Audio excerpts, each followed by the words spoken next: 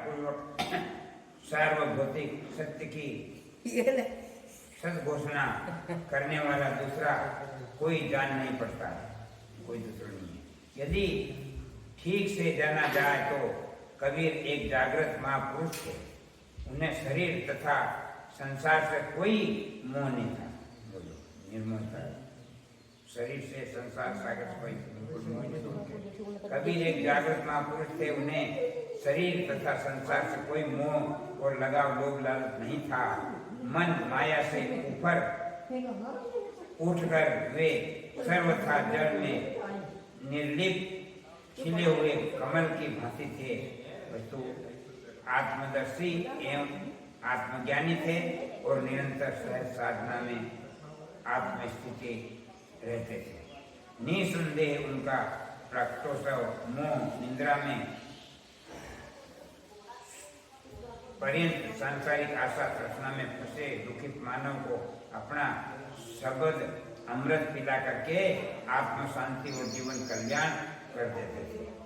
माया मूल जो फंसे और अज्ञान होकर भी उनको शब्द रूपी रस पिले के और उके भी निष्मर कर देता था, निर्बंधन कर देता था।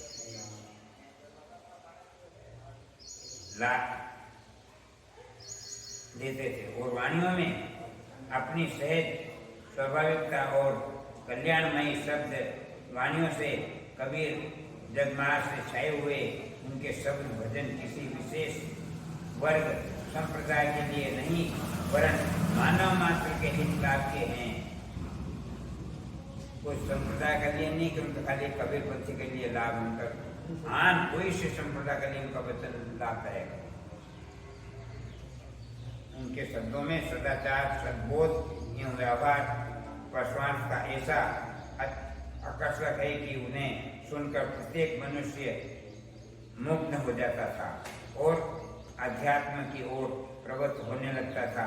एवं उनके शब्द और भजनों को सभी चाहते थे और अपनाते थे। जन आकांक्षाओं को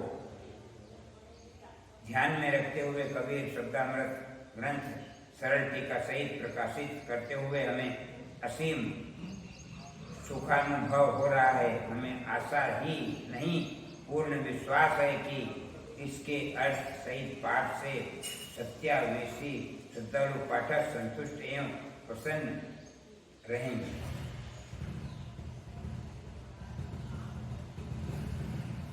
कबीर साहब का नाम लेते ही एक ऐसा व्यक्तित्व उभर कर सामने आ जाता है। इसके लिए सत्य सर्वोपरि है।